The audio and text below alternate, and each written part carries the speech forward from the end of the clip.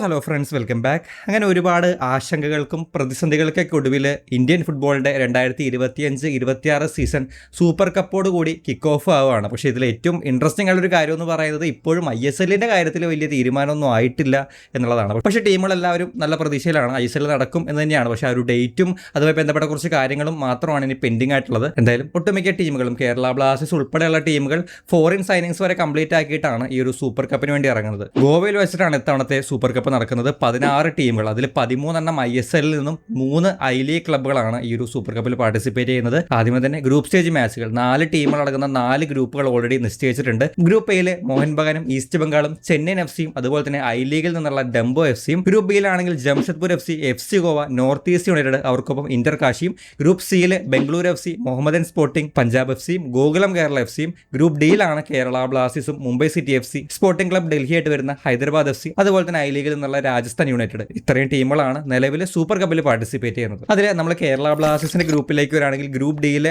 ആദ്യത്തെ മത്സരം വരുന്നത് ഒക്ടോബർ 30 ഐ ലീഗ് സൈഡായിട്ടുള്ള രാജസ്ഥാൻ യുണൈറ്റഡുമായിട്ടാണ്. രാജസ്ഥാൻ യുണൈറ്റഡ് അത്യാവശ്യം ഐ ലീഗിൽ ഡീസന്റ് ആയുള്ള ഒരു സൈഡ് തന്നെയാണ്. കഴിഞ്ഞ ഐ ലീഗിൽ 5ാം സ്ഥാനക്കാരായിട്ടാണ് അവർ ഫിനിഷ് ചെയ്തത്. 22 മാച്ചുകളിൽ നിന്നും 9 വിജയവും 6 സമനിലയും 7 തോൽവിയും 33 പോയിന്റാണ് അവർ കഴിഞ്ഞ ഐ ലീഗ് സീസണിൽ കരസ്ഥമാക്കിയിട്ടുണ്ടായിരുന്നത്. അത്യാവശ്യം സ്ട്രോങ് ആയിട്ടുള്ള ഒരു സ്ക്വാഡും ഫോറിൻ പ്ലേയേഴ്സിന്റെ സൈനിങ്സ് ഒക്കെ ഓൾമോസ്റ്റ് കംപ്ലീറ്റ് ആയിട്ടാണ് അവർ വരുന്നത്. ഫോറിൻ പ്ലേയേഴ്സിന്റെ കാര്യത്തിലേക്ക് വരാണെങ്കിൽ അവർ സൈൻ ചെയ്തിട്ടുള്ള പുതിയ പ്ലേയേഴ്സ് ആയിട്ടുള്ള ഖാന ഡിഫൻഡർ അബ്ദുൾ സമദ്, ഖാനയിൽ നിന്ന് തന്നെയുള്ള മറ്റൊരു midfielder Ebenezer Amoh, Ghana international defensive midfielder Abdul Halik, Colombian international striker ആയിട്ടുള്ള റോബിൻസൺ ബ്ലാൻഡൻ, ഇവർക്കൊപ്പം കഴിഞ്ഞ സീസണിലെ ഒരു പ്ലെയർ ആയിട്ടുള്ള Spanish centre back Gerard Artigas. ഇത്രയും ഫോറിൻ പ്ലേയേഴ്സ് ആണ് രാജസ്ഥാൻ യുണൈറ്റഡിനുള്ളത്.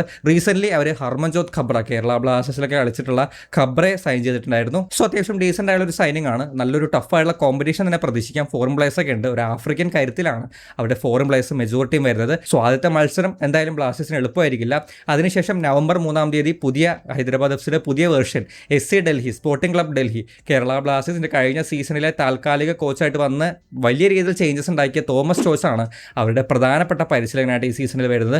അത് തന്നെയാണ് ആ ടീമിന്റെ ഒരു കേരള ബ്ലാസ്റ്റേഴ്സിനെതിരെ നോക്കുമ്പോൾ ഒരു ബിഗ്ഗസ്റ്റ് സ്ട്രെങ്ത്തും. ഇപ്പോൾ ബ്ലാസ്റ്റേഴ്സിൽ തിളങ്ങിക്കൊണ്ടിരിക്കുന്ന പല യുവ പ്ലേയേഴ്സിനെയും കണ്ടെത്തി ഡെവലപ്പ് ചെയ്ത് എടുത്ത് കൊണ്ടുവന്ന ഒരു കോച്ചാണ് തോമസ് ചോയ്സ്. അതുകൊണ്ട് തന്നെ അവരുടെ വീക്ക്നെസ് കൂടി ഈ ഒരു പരിശീലകൻ അറിയായിരിക്കും. അത് തന്നെയായിരിക്കും ഈ ഒരു ടീമിനെതിരെ കളിക്കുമ്പോൾ ബ്ലാസ്റ്റേഴ്സ് നേരിടാൻ പോകുന്ന ഏറ്റവും വലിയ ഒരു വെല്ലുവിളി എന്ന് പറയുന്നത്. വളരെ റീസെന്റ് ആയിട്ടാണ് അവരുടെ ടീം അനൗൺസ്മെന്റും കാര്യങ്ങളൊക്കെ കംപ്ലീറ്റ് ആയത്. അതുകൊണ്ട് തന്നെ ഫോറിൻ പ്ലേയേഴ്സിന്റെ കാര്യത്തിൽ കംപ്ലീറ്റ് സൈനിങ് നടത്താൻ അവർക്ക് സാധിച്ചിട്ടില്ല. പക്ഷേ സ്റ്റിൽ 2 സൈനിങ്സ് അവർ കംപ്ലീറ്റ് ആക്കിയിട്ടുണ്ട്. രണ്ടും ബ്രസീലിയൻ പ്ലേയേഴ്സ് ആണ്. ഡിഫൻഡർ ആയിട്ടുള്ള റാഫേൽ റിബറോയും അതുപോലെ തന്നെ മിഡ്ഫീൽഡർ ആയിട്ടുള്ള ആൻഡ്രേ ആൽബയും. ഇവർക്ക് പുറമെ ഇന്ത്യൻ കീ പ്ലേയേഴ്സ് ആയിട്ടുള്ള അലക്സ് സജി, ആയുഷ് അധികാരി, ഐസക് വാൻമൽ സ്വാമ, ഗോൾ കീപ്പർ കരൺജിത് സിംഗ് തുടങ്ങിയ ഇന്ത്യൻ പ്ലേയേഴ്സും അവർക്ക് അവൈലബിൾ ആണ്. സോ ഈ പറഞ്ഞ പോലെ തോമസ് ചോയ്സ് എന്ന് പറയുന്ന ആ ഒരു കോച്ചിനെ ആയിരിക്കും ഈ ഒരു ടീമിനെതിരെ വരുമ്പോൾ കേരള ബ്ലാസ്റ്റേഴ്സ് ഏറ്റവും അധികം ഭയപ്പെടേണ്ടത്. അതിനുശേഷം നവംബർ 6 ഗ്രൂപ്പ് സ്റ്റേജിലെ അവസാന മത്സരം മുംബൈ സിറ്റി FCയോടാണ്. ISL സൈഡാണ്. അത്യാവശ്യം നല്ല രീതിയിൽ ക്വാളിറ്റിയും ആ ഒരു പെർഫോമൻസും കീപ്പ് ചെയ്ത് പോരുന്ന ഒരു ടീമാണ്. എന്തായാലും ഗ്രൂപ്പ് സ്റ്റേജിൽ ഏറ്റവും ടഫായുള്ള ഒരു ചലഞ്ച് വരുന്നതും ഈ ഒരു ടീമിനെതിരെ തന്നെയായിരിക്കും. മുംബൈ സിറ്റി FCയെ പറ്റി പറയുകയാണെങ്കിൽ 4 ഫോറിൻ പ്ലേയേഴ്സ് ആയിട്ടാണ് അവർ സൂപ്പർ കപ്പിന് ഇറങ്ങുന്നത്. ടീമിൽ ഓൾറെഡി ഉണ്ടായിരുന്ന സ്പാനിഷ് പ്ലെയർ ആയിട്ടുള്ള ഹോർഹെ ഓർട്ടിസ് മെൻഡോസയും അതുപോലെ തന്നെ ടിരിയും, പുതുതായിട്ട് സൈൻ ചെയ്ത ജോൺ ടോറൽ, അവർക്ക് പുറമെ